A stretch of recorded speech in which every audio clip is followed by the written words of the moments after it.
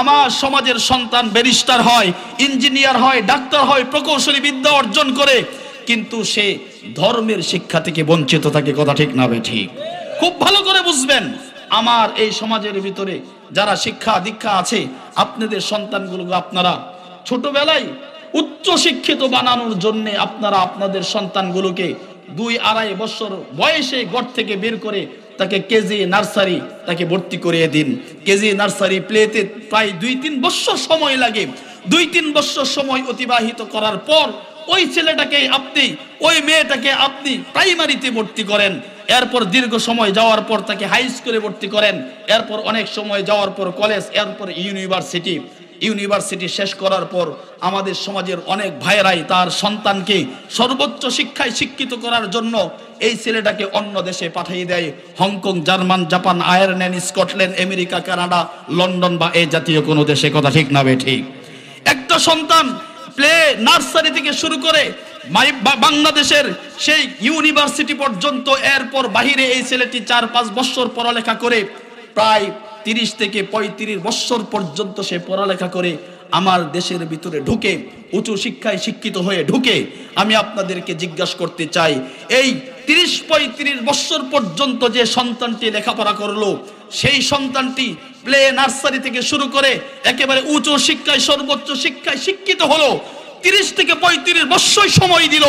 সেই সময়টুকুর মধ্যে আল্লাহর কোরআনের বিদ্যা, ধর্মীয় শিক্ষা সে কতটুকু অর্জন করতে পারলো বলেন দেখি? সে ধর্মীয় শিক্ষা কতটুকু অর্জন করতে পারে? আমি তো বুকে হাত দিয়ে বলতে পারি, এই ছেলেটা যদি ধর্মীয় কোনো শিক্ষক নিয়ে আলাদাভাবে যদি ধর্ম শিক্ষা অর্জন না করে, এই ছেলেটি 30 থেকে 35 বছর পর্যন্ত পড়ালেখা করার পর সূরা ফাতিহাটাও বিসমিল্লাহ সহ সুন্দর করে পড়তে পারবে না। কথা ঠিক না ঠিক? আওয়াজ করে বলেন, কথা ঠিক বললাম না ঠিক বললাম? যে ছেলেটি 30-35 বছর লেখাপড়ার পিছনে সময় দিল, সর্বোচ্চ শিক্ষায় শিক্ষিত হলো, ওই ছেলেটি সূরা ফাতিহা তো পড়তে জানেই না। আর সেই ছেলেটিকে আপনি এমন দেশে পাঠাইলেন সর্বোচ্চ শিক্ষায় শিক্ষিত করার জন্য, Hong Kong, German, Japan, Ireland, Scotland, America, Canada বা এই জাতীয় কোনো দেশে। কালচার গুরুর মধ্যে এটাও তো একটা কালচার, যেই দেশের নারীরা তার স্বামীকে নিয়ে রাত্রি যাপন করার চাইতে কুকুরকে নিয়ে রাত্রি যাপন করা পছন্দ করে। কথা ঠিক না ঠিক? সেই দেশের মেয়েরা তো তার কুলের বাচ্চাকে হাঁটিয়ে নিয়ে আর একটা কুকুরের বাচ্চাকে কুলে করে নিতে পছন্দ করে। আওয়াজ করে বলেন, কথা ঠিক না ঠিক?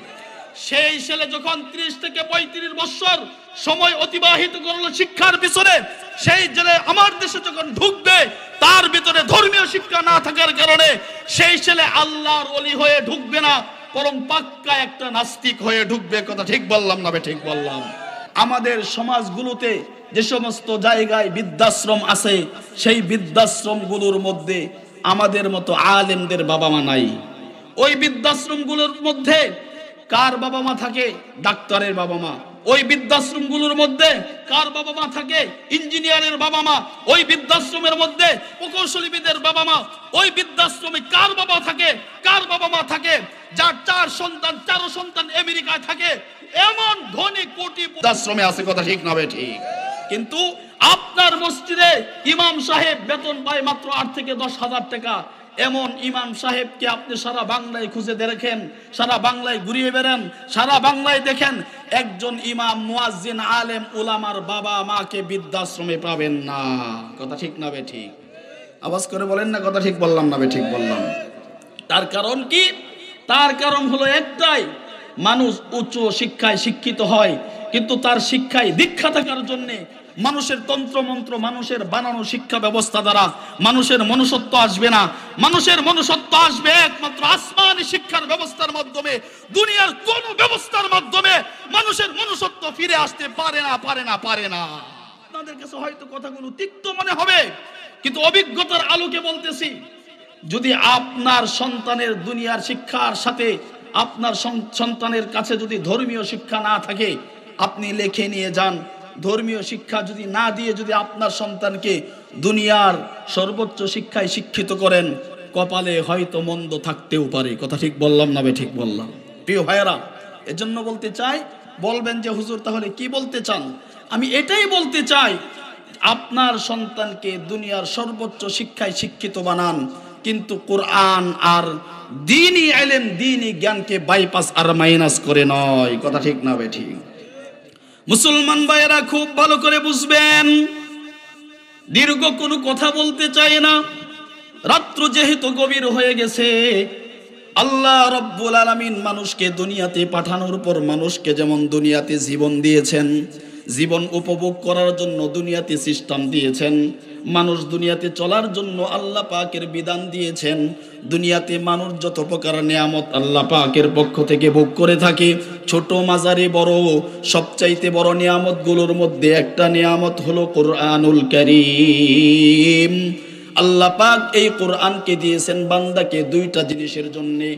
একটা হলো বান্দা কোরআন পড়বে, কোরআন পড়লে প্রত্যেকটা হরফে বান্দার কমপক্ষে 10টা নেকি হয়।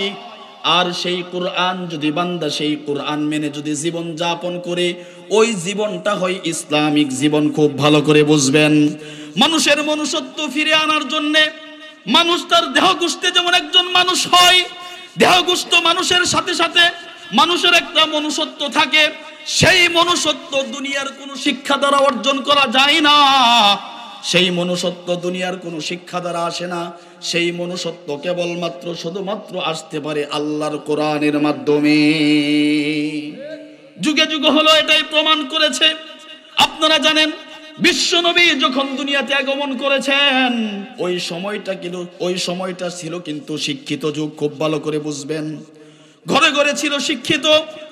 উতবা ছিল শিক্ষিত, আবু লাহাব ছিল শিক্ষিত, সাইবা ছিল শিক্ষিত, আবু জাহেল ছিল শিক্ষিত, বিশ্বনবীর চাচারা ছিল শিক্ষিত, দাদারা ছিল শিক্ষিত। কিন্তু সেই শিক্ষার সাথে মানুষের দীক্ষা ছিল না, মনুষ্যত্ব ছিল না। তার কারণ হলো ধর্মীয় শিক্ষা তাদের ছিল না।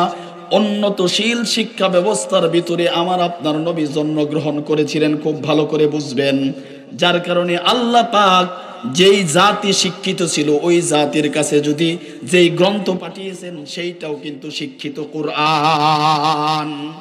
ওই গ্রন্থকে বলা হয় পৃথিবীর সবচাইতে উন্নতশীল ওই গ্রন্থ।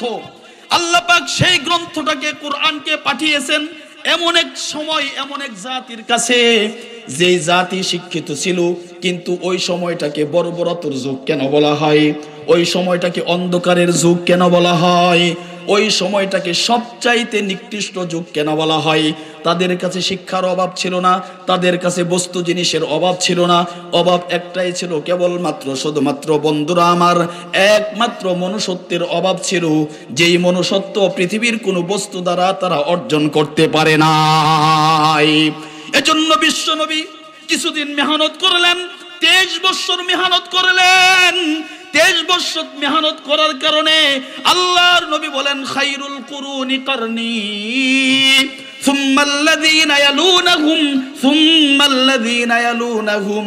আল্লাহর নবী বলেন আমার সময়টা হলো, আমার যুগটা হলো সবচাইতে উন্নতশীল যুগ। সুবহানাল্লাহ বলেন না? নবী যখন দুনিয়া থেকে চলে গেছেন, নবী বলেন এই সময়টা হলো সবচাইতে আদর্শের যুগ, সবচাইতে উন্নতশীল যুগ।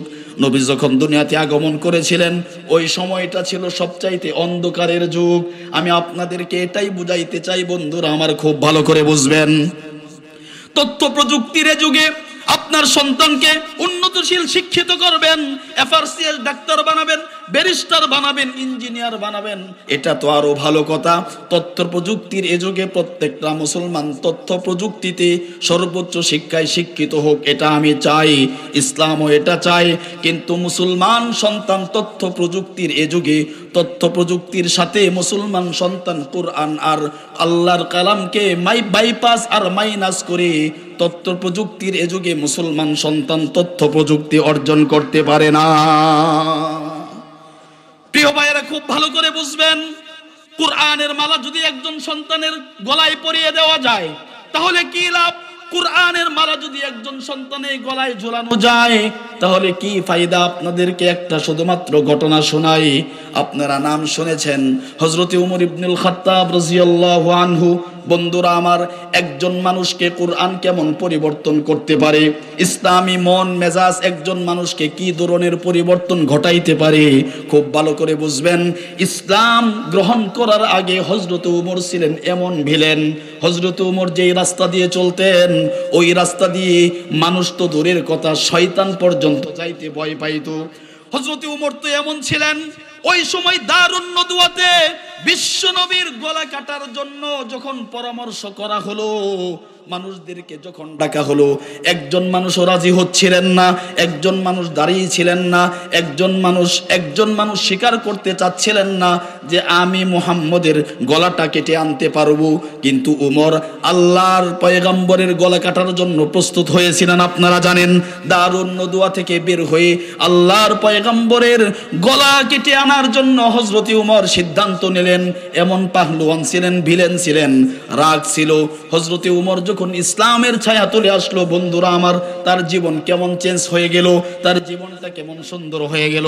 হযরত ওমর যখন খেলাফতের মসনদে বসলেন, অর্ধ পৃথিবীর বাদশা হযরত ওমর, তার অনেকগুলো গুণ ছিল, তার মধ্যে একটা গুণ ছিল এটাও, রাত্রি যখন গভীর হয়ে যেত হযরত ওমর ছদ্মবেশে বের হইতেন। সমাজের হালত, সমাজের মানুষের অবস্থা যাচাই বাছাই করার জন্য হযরত ওমর ঘর থেকে ছদ্মবেশে বের হয়ে মানুষের রাস্তার আনাচে কানাচে কোনো বিভিন্ন যানজট মুক্ত এলাকায় হযরত ওমর যাইতেন এবং মানুষদের হালত যাচাই বাছাই করতেন। আমাদের সমাজে তো এমন যে চেয়ারম্যান মেম্বার হওয়ার আগে সবার ধারে ধারে, চেয়ারম্যান মেম্বার হওয়ার পরে কাছে আর বেরা যায় না, কথা ঠিক না ভাই? ঠিক, খুঁজে আর পাওয়া যায় না। এটা হলো আমাদের সমাজের চিত্র, এটা হলো আমাদের সমাজের অবস্থা। যখন মানুষ আশান্বিত থাকে তখন মানুষকে খুঁজে পাওয়া যায়, যখন মানুষ স্বপ্নের শিখরে পৌঁছে যায় তখন এই মানুষটাকে আর খুঁজে পাওয়া যায় না। এটা হলো আমাদের অবস্থা। আর পয়গম্বরের সাহাবীদের জীবনী ইতিহাস করলে ঘাটা যায়, যে যত দায়িত্বশীল ছিল সে তত বড় স্বাভাবিক ছদ্মবেশে মানুষ ছিল, মানুষের অবস্থা যাচাইয়ের জন্য, কথা ঠিক না বে ঠিক? হযরত ওমর রাত্রিবেলায় বের হলেন, মরু অঞ্চল দিয়ে হযরত ওমর যাচ্ছেন সমাজের হালত যাচাই বাছাই করার জন্য। যাইতে যাইতে যাইতে যাইতে একটা জায়গায় গেলেন, গিয়ে দেখলেন একটা তাঁবু টানানো একটা বাড়ির পাশে গিয়ে দাঁড়াইলেন। দেখলেন একজন মহিলা একটা পাতিলের ভিতরে কিছু পানি দিয়ে রান্না, চুলার উপর পাতিলটা বসিয়ে কি যেন এটা রান্না করছে। আশপাশে 2-4 জন বাচ্চা ক্রন্দন করছে আর বলতেছে, আম্মু খাবার দাও, খাবার দাও। মহিলা বলতেছে, আব্বু হয়ে গেছে, হয়ে গেছে, কিছুক্ষণ পর খাবার হয়ে যাবে। খুব ভালো করে বুঝবেন, হযরত ওমর বাড়ির কাছে গিয়ে দাঁড়াইলেন, দেখতে পেলেন মহিলা কিছুক্ষণ পর পর চোখের পানি পুছে আর বলতেছে, আব্বু হয়ে গেছে, কিছুক্ষণ পর্যন্ত অবস্থান করো। এই বলতেছে, দীর্ঘ সময় যায় কিন্তু খাবার আর হয় না। খুব ভালো করে বুঝবেন, হযরত ওমর এক পর্যায়ে গেলেন সেই জায়গায়, গিয়ে জিজ্ঞেস করলেন, মা তুমি কি রান্না করতেছো? এখনো পর্যন্ত তোমার খাবার হয় না, বাচ্চাগুলো ক্রন্দন করতেছে, তুমি কি রান্না করছো মা? মহিলা হযরত ওমরের কথা শুনে বলল, তুমি এত রাত্রি বেলায় যুবক কোত্থেকে আসলা? রাত্রি বেলায় তুমি আমার লবণ ছিটা দিতে এসেছো?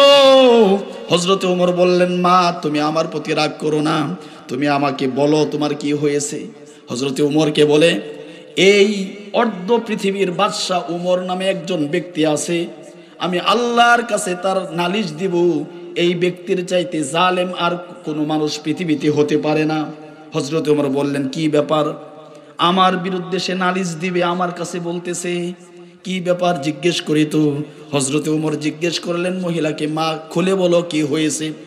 মহিলা বলে, 1 বছর আগে আমার স্বামী আমিরুল মুমিনিন অর্ধ পৃথিবীর বাদশা হযরত ওমরের আদেশে আমার স্বামী জিহাদে গিয়েছিল, জিহাদে গিয়ে আমার স্বামী শহীদ হয়েছে।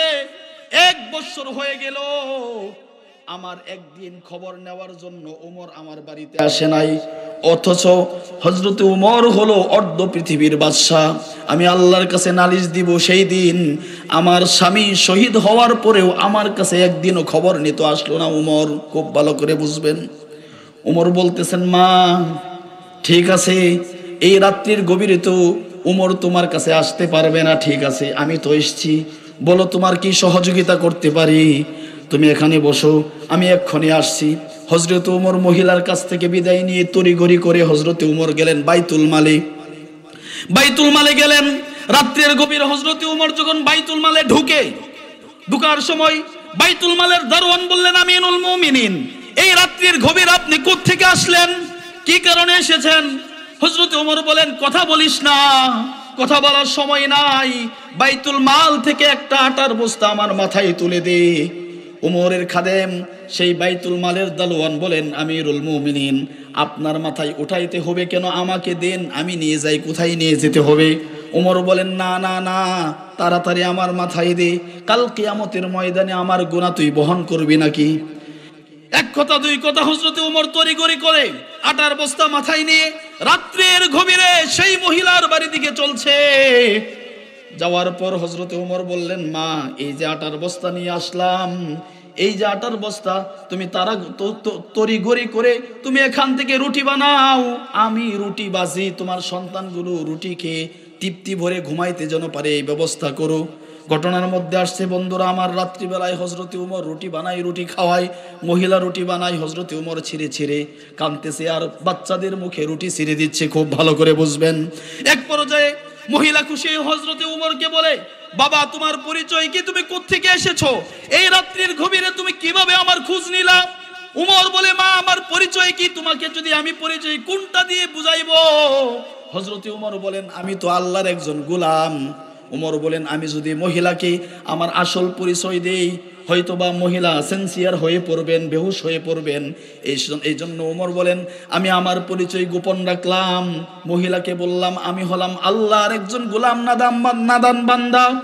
এই বলে মহিলাকে বললাম, সকাল বেলায় তোমাকে কিছু মানুষ এসে নিয়ে যাইবে এক জায়গায়, সেই জায়গায় মা তুমি যাইবা, সেখানে গিয়ে মা তোমার যা প্রয়োজন আছে সব প্রয়োজন পূরণ করা হবে। খুব ভালো করে বুঝবেন। এই কথা বলে হযরত ওমর চলে গেলেন। হযরত ওমর যাওয়ার পর সকালবেলায় ফোর্স চলে আসছে মহিলার কাছে। মহিলা ভয় পেয়ে গেছেন। রাত্রিবেলায় আমিরুল মুমিনিন উমরের বিরুদ্ধে কথা বলেছি, অর্ধ পৃথিবীর বাদশা উমরের বিরুদ্ধে কথা বলেছি। ওই ব্যক্তি যে রাত্রেবেলা এসেছিল সেই কি গুপ্তচর ছিল কিনা, সেই কি উমরকে বলে দিল কিনা, যার কারণে সকালবেলায় আমার বাড়িতে বাহিনী চলে আসছে। মহিলা থরথর করে কাঁপছে। ওই গুপ্তচর বাহিনী, ওই বাহিনী এসে বলতেছেন, মা, আপনার কোনো ভয়ের কারণ নাই, আমিরুল মুমিনিন আপনাকে আমিরুল মুমিনিনের খাস কার্যালয়ে যাইতে বলেছেন। সুবহানাল্লাহ বলেন না। মহিলা বললেন, হাই, উমরের বিরুদ্ধে কথা বলেছি, হয়তো উমর আজকে আমার জীবনটাকে শেষ করে দিবে, কারণ দূর থেকে শুনেছি উমর অনেক রাগান্বিত। প্রিয় ভাইয়েরা, ইতিহাসের ভিতরে পাওয়া যায় উমর সুন্দর করে রাত্রের গভীরে বাড়িতে গিয়ে বললেন তার স্ত্রীকে যে, আজকে তোমার কাছে এমন একজন মেহমান আসবে কালকে সকালে, যে মেহমান এত সুন্দর মেহমান কোনোদিন আর তোমার বাড়িতে আসে নাই, তুমি সুন্দর করে রান্না বান্না করো। খুব ভালো করে বুঝবেন। হযরতে উমরের কথা বলতো, তার স্ত্রী অনেক সুন্দর করে রান্না বান্না করলেন। হযরতে উমর এক জায়গা থেকে এমন মোটা মোটা কয়েকটা খেজুরের ডাল কেটে আনলেন, পাতাগুলো ছাটাইলেন, পাতাগুলো ছাটিয়ে হযরতে উমর সিংহাসনে গিয়ে বসলেন। এই দিক থেকে মহিলাকে ওই ফোর্স বাহিনী নিয়ে গেল হযরতে উমরের দরবারে। হযরত উমরের দরবারে যাওয়া মাত্রই মহিলা চিৎকার দিয়ে উঠেছে, হাই হাই, এই লোকটাই না দেখলাম গত রাত্রিতে আমার বাড়িতে গিয়েছিল, এই লোক কি আমিরুল মুমিনিন? মহিলা চিৎকার করতে লাগলো। উমর বললেন, মা, ক্রন্দন করবেন না, আমি আপনাকে শাসাইতে নিয়ে আসি নাই, আপনাকে নিয়ে এসেছি আপ্যায়ন করতে। আপনি বলেছেন গত রাত্রিতে উমরের বিরুদ্ধে আল্লাহর কাছে নালিশ দিবেন, সেই বয়ে আমি উমর এই মোটা মোটা কয়েকটা খেজুরের ডাল কেটেছি মা, আল্লাহর কাছে, আল্লাহর দরবারে সালিশ দেওয়ার, নালিশ দেওয়ার আগে, বিচার দেওয়ার আগে এই ডালগুলো আমার পিঠে ভেঙ্গে দিন, আমার কিছু আফসোস নাই, তারপরেও আল্লাহর দরবারে নালিশ দিয়েন না। আল্লাহু আকবার বলেন না, আর জোরে বলেন না আল্লাহু আকবার। এই ছিল অর্ধ পৃথিবীর বাদশা, একজন শাসকের জীবন ইতিহাস, তার মন মানসিকতা এটা কিভাবে চেঞ্জ হয়েছিল, একমাত্র কোরআনের মাধ্যমে। কথা ঠিক না ঠিক?